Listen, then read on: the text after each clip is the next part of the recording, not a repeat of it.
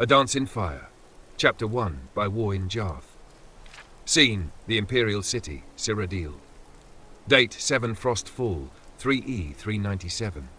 It seemed as if the palace had always housed the Atreus Building Commission, the company of clerks and estate agents who authored and notarized nearly every construction of any note in the Empire. It had stood for 250 years since the reign of the Emperor Magnus, a plain-fronted and austere hall on a minor but respectable plaza in the Imperial City. Energetic and ambitious middle-class lads and ladies worked there, as well as complacent middle-aged ones like Decumus Scotti.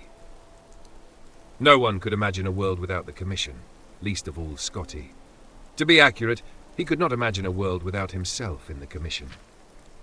"Lord Atreus is perfectly aware of your contributions," said the managing clerk, closing the shutter that demarcated Scotti's office behind him. "But you know that things have been difficult." "Yes," said Scotti, stiffly. "Lord Vanek's men have been giving us a lot of competition lately, and we must be more efficient if we are to survive. Unfortunately, that means releasing some of our historically best but presently underachieving senior clerks." "I understand. Can't be helped." "I'm glad that you understand," smiled the managing clerks, smiling thinly and withdrawing. "Please have your room cleared immediately." Scotti began the task of organizing all his work to pass on to his successor. It would probably be young Imbralius who would take most of it on, which was as it should be, he considered philosophically.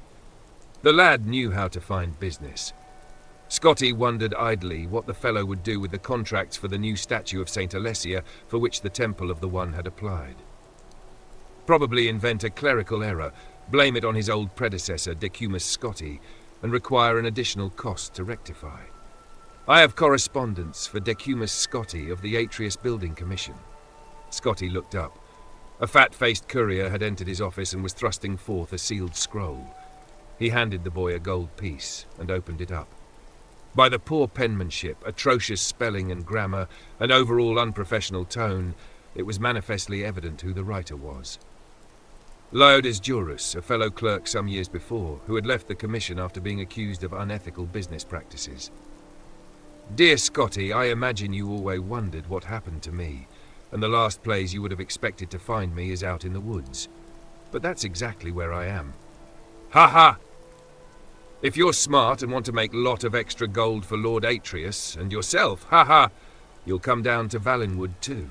If you haven't or have been following the politics here lately, you may or may not know that there's been a war between the Boschmer and their neighbours Elsweyr over the past 2 years. Things have only just calmed down, and there's a lot that needs to be rebuilt. Now I've got more business than I can handle, but I need someone with some clout, someone representing a respected agency to get the quill in the ink. That someone is you, my fiend. Come and meet me at the Mtherpaskos Tavern in Falinesti, Valenwood. He'll be here 2 weeks and you won't be sorry. Juris PS, bring a wagon load of timber if you can." "What do you have there, Scotti?" asked a voice. Scotti started. It was Imbralius, his damnably handsome face peeking through the shutters, smiling in that way that melted the hearts of the stingiest of patrons and the roughest of stonemasons. Scotti shoved the letter in his jacket pocket. "Personal correspondence," he sniffed. "I'll be cleared up here in just a moment." "I don't want to hurry you," said Imbralius, grabbing a few sheets of blank contracts from Scotti's desk. "I've just gone through a stack, and the junior scribe's hands are all cramping up, so I thought you wouldn't miss a few." The lad vanished. Scotti retrieved the letter and read it again. He thought about his life, something he rarely did. It seemed a sea of grey with a black insurmountable wall looming. There was only one narrow passage he could see in that wall. Quickly, before he had a moment to reconsider it, he grabbed a dozen of the blank contracts with the shimmering gold leaf Atreus Building Commission by appointment of His Imperial Majesty, and hid them in the satchel with his personal effects. The next day he began his adventure with a giddy lack of hesitation. He arranged for a seat in a caravan bound for Valenwood, the single escorted conveyance to the southeast leaving the Imperial City that week. He had scarcely hours to pack, but he remembered to purchase a wagon load of timber. "It will be extra gold to pay for a horse to pull that," frowned the convoy head. "So I anticipated," smiled Scotti with his best Imbralius grin.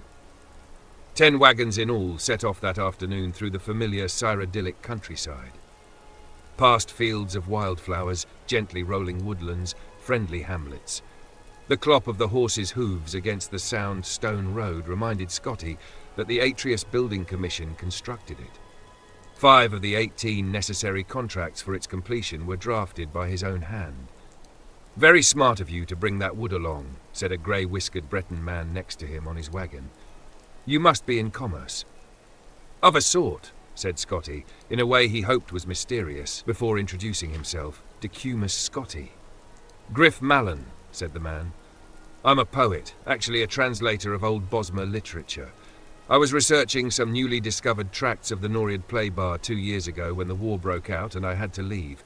You are no doubt familiar with the Noriad, if you're aware of the Green Pact." Scotti thought the man might be speaking perfect gibberish, but he nodded his head. "Naturally, I don't pretend that the Noriad is as renowned as the Mei Ladian, or as ancient as the Dancia Gol, but I think it has a remarkable significance to understanding the nature of the Neolithic Bosmer mind. The origin of the wood elf aversion to cutting their own wood or eating any plant material at all, yet paradoxically their willingness to import plant stuff from other cultures, I feel can be linked to a passage in the Noriad. Mallon shuffled through some of his papers, searching for the appropriate text. To Scotti's vast relief, the carriage soon stopped to camp for the night. They were high on a bluff over a grey stream, and before them was the great valley of Valenwood.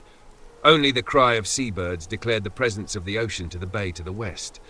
Here the timber was so tall and wide, twisting around itself like an impossible knot begun eons ago, to be impenetrable. A few more modest trees, only 50 feet to the lowest branches, stood on the cliff at the edge of camp. The sight was so alien to Scotti, and he found himself so anxious about the proposition of entering the wilderness that he could not imagine sleeping. Fortunately, Mallon had supposed he had found another academic with a passion for the riddles of ancient cultures.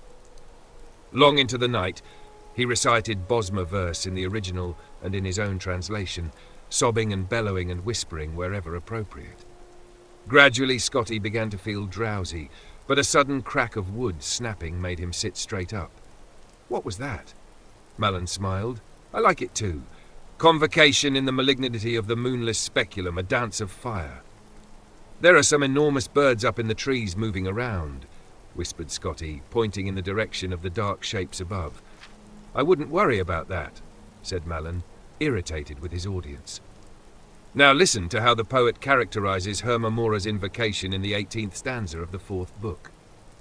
"The dark shapes in the trees were some of them perched like birds, others slithered like snakes, and still others stood up straight like men." As Mallon recited his verse, Scotti watched the figures softly leap from branch to branch, half gliding across impossible distances for anything without wings. They gathered in groups and then reorganized until they had spread to every tree around the camp. Suddenly they plummeted from the heights. "Marat!" cried Scotti. "They're falling like rain." "Probably seed pods," Mallon shrugged, not turning around. "Some of the trees have remarkable—" The camp erupted into chaos. Fires burst out in the wagons, the horses wailed from mortal blows, casks of wine, fresh water, and liquor gushed their contents to the ground. A nimble shadow dashed past Scotti and Mallon, gathering sacks of grain and gold with impossible agility and grace. Scotti had only one glance at it, lit up by a sudden nearby burst of flame. It was a sleek creature with pointed ears, wide yellow eyes, mottled pied fur, and a tail like a whip. "Werewolf," he whimpered, shrinking back. "Cathay rot, grown much worse. Khajiiti cousins or some such thing, come to plunder." "Are you sure?" As quickly as they struck, the creatures retreated, diving off the bluff before the battle mage and knight, the caravan's escorts, had fully opened their eyes. Mallon and Scotti ran to the precipice and saw 100 feet below the tiny figures dash out of the water, shake themselves and disappear into the wood. "Werewolves aren't acrobats like that," said Mallon. "They were definitely Cathay rot. Bastard thieves. Thanks Stendar, they didn't realize the value of my notebooks. It wasn't a complete loss."